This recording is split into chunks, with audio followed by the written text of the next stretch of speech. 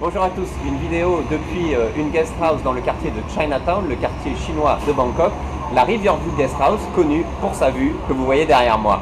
Je vais en profiter pour vous emmener visiter rapidement le quartier et puis vous faire découvrir la street food de Yaowarat Road, la rue principale du quartier chinois de Bangkok.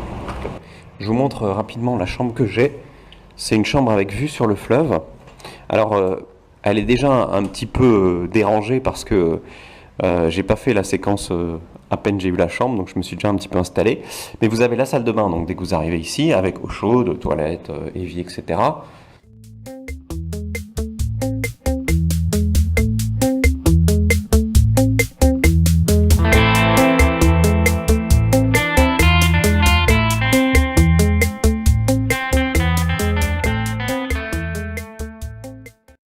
Le fleuve depuis ma chambre. Vu qu'il est quand même un peu obstrué, je vais donc aller voir la terrasse. Voilà. Donc on va aller regarder ce que ça vaut la vue. C'est ce qu'il y a de sympa dans cette guest house. C'est vraiment ici la terrasse en haut, avec la vue sur la rivière. Autant dans ma chambre la vue est pas géniale, autant là effectivement la vue vaut vraiment le coup. Par contre, vous voyez, toutes les meilleures tables sont déjà réservées pour ce soir. Vous voyez, c'est quand même pas mal.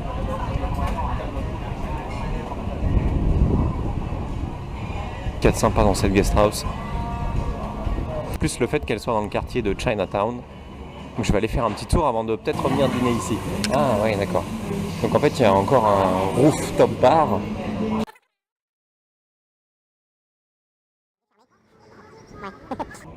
Donc voilà, ça c'est le fameux rooftop bar de la River Guest House, mais qui apparemment est fermé donc pendant la rainy season, c'est-à-dire la saison des pluies. Et là vous avez encore une vue encore plus dominante. Alors quand ils disent qu'il est fermé, il n'est pas vraiment fermé, c'est-à-dire que vous avez quand même accès et vous pouvez prendre vos boissons juste au restaurant et monter avec votre boisson et vous installer ici.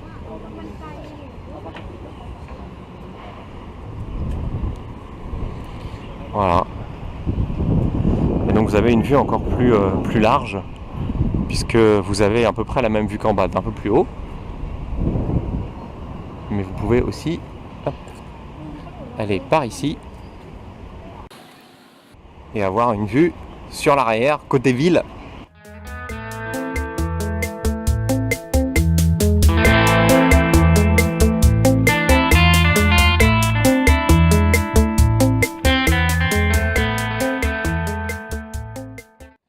Alors c'est une guest house qui est un peu planquée dans des petites rues de Chinatown. Vous avez d'ailleurs un temple chinois qui est juste là. Du coup je vais vous montrer un petit peu le quartier autour. Donc comme je vous disais, on est dans le quartier chinois. D'ailleurs vous avez un temple chinois qui est juste devant la guest house. Bon là il est fermé parce qu'il est plus de 18h. Et puis évidemment, puisque on est à côté de la rivière, enfin à côté du fleuve, du Chao Phraya, le grand fleuve qui traverse Bangkok.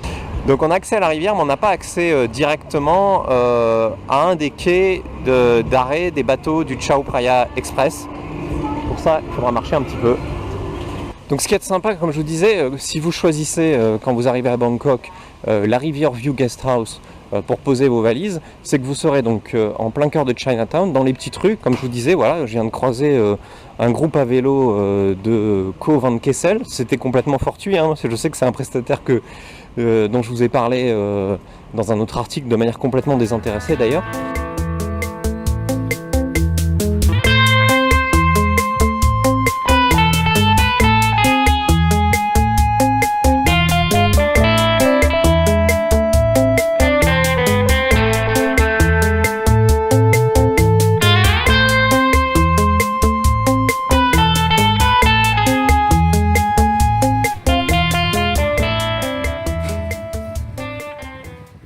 Qui est un quartier typique dans le Chinatown, avec plein de petites rues, où on n'a plus l'impression d'être dans une grande ville, dans une grande capitale.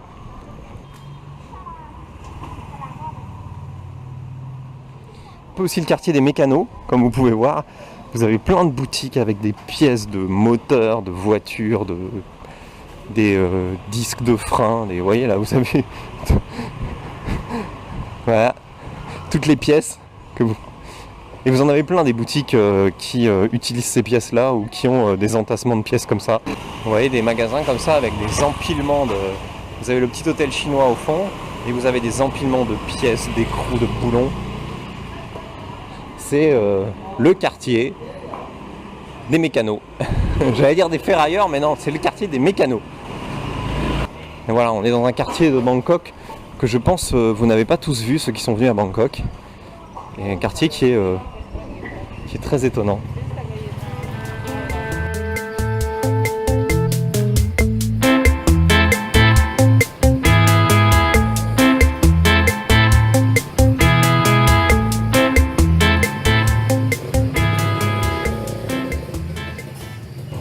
Les rues sont pas assez larges pour que des voitures passent. Donc vous avez... alors il y a quelques voitures qui passent quand même de temps en temps, mais c'est très très rare. Vous avez surtout des deux roues. Et donc c'est facile de marcher, de se balader dans ce quartier. Et même de se balader à vélo. Si vous cherchez du dépaysement quand vous venez à Bangkok, vous voulez pas les grandes avenues, les grands lieux touristiques, bah, vous pouvez venir ici. Vous voyez, c'est différent, très différent. Et d'ailleurs, si vous avez votre voiture à faire réparer, une très vieille voiture dont les pièces n'existent plus nulle part, à mon avis, si vous venez ici, vous trouverez. Vous voyez, là, on prend l'apéro. Et puis là-bas, petit cours d'aérobic.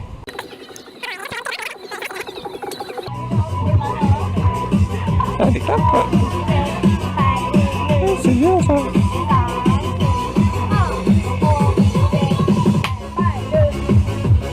Ouais, donc si vous voulez faire de l'aérobic le soir, c'est là qu'il faut venir.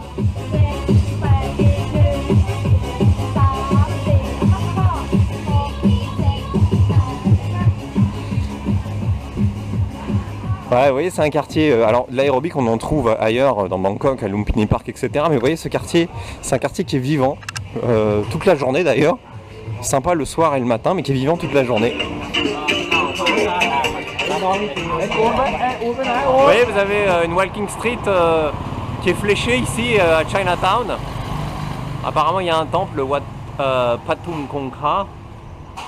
Vous avez plein de petits temples dans les environs.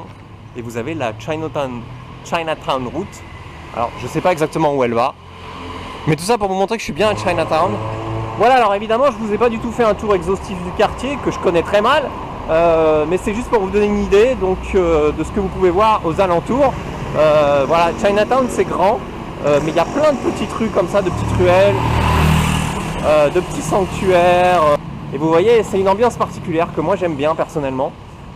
Du coup, comme on est le soir et que c'est pas loin, je vais aller à Yaowarat Road, qui est le cœur un petit peu, enfin en tout cas qui est la rue emblématique de Chinatown, pour essayer de voir, parce qu'apparemment ils ont aménagé une zone de street food là-bas, donc je vais essayer d'aller manger là-bas.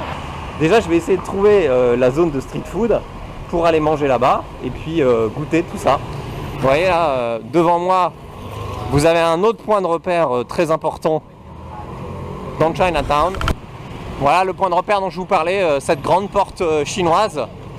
Et juste derrière, ce que vous voyez, le temple que vous voyez en marbre et avec le toit doré, c'est le Wat Tramit. Le Wat Tramit qui abrite un Bouddha en or massif. Vous retrouverez, comme d'habitude, toutes les informations sur ce temple, son Bouddha, sur le site thailandi.com. Sur la page de Bangkok et de ce qu'il y a à voir à Bangkok. Donc, vous avez la porte, le Wat Tramit. En traversant, vous avez un des temples chinois, j'allais dire, les plus connus de Chinatown. Je vous le montre rapidement.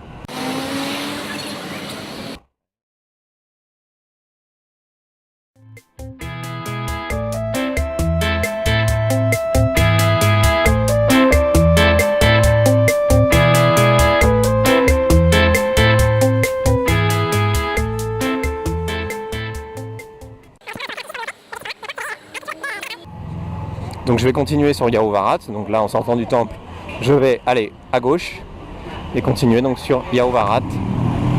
Et vous voyez, je suis bien à Chinatown là, hein. On n'est pas vraiment sûr d'être à Bangkok. Bonjour. Bonjour. Vous êtes Sam, non? Oui. Ah d'accord. Vous vendiez des... Je pense que je me souviens quand vous faisiez, je crois que c'était là-bas. Oui, c'est ça, juste là. D'accord, ouais, j'étais enchanté de vous avoir rencontré. Bonne journée. Donc pour ceux qui se souviennent, c'est Sam. C'est un Français donc qui faisait de la street food il y a encore quelques temps. Il avait été filmé par le Bangkok Post. Je pense que j'arrive là maintenant au cœur de la street food de Chinatown. Que la police est en train de mettre des barrières. Je pense que c'est vraiment ici en fait la zone dédiée à la street food. Donc en fait ils privatisent une voie de la rue le soir pour la street food et le passage des clients de la street food, vous voyez. Hop. Donc c'est encadré et ça va pas du tout arrêter l'engouement pour la street food. Comme vous voyez, il y a beaucoup de monde. Je dis souvent beaucoup moi.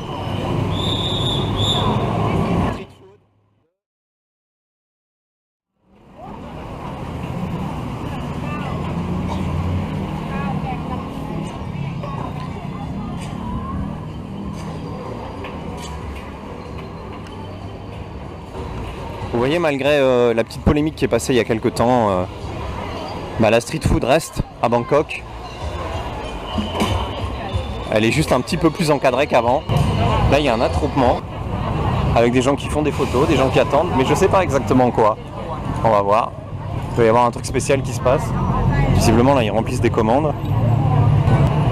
Donc en fait, j'ai demandé à deux charmantes jeunes filles derrière moi en thaï. En fait, il y a beaucoup de monde ici, simplement parce que c'est délicieux. Donc c'est des sortes de petites brioches fourrées. Je vous laisserai découvrir si c'est bon ou pas parce que l'attente est un peu trop longue. Donc je vais continuer ma route. C'est juste après la Katibe Bank et en dessous de la Government Saving Bank, la banque rose. Voilà, moi je continue parce que l'attente est un peu longue, mais a priori vu la queue qu'il y a, ça doit vraiment être très bon ces petites brioches. J'aurai pas l'occasion de goûter, mais si vous venez par ici, faites-vous plaisir. Il y aura de l'attente. Mais voilà, de retour au restaurant. Cette fois-ci, je compte bien manger.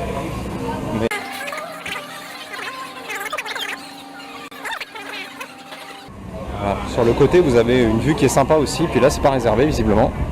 Donc je vais m'installer là. Donc sur les prix, on est au démarrage à peu près à 150 bahts.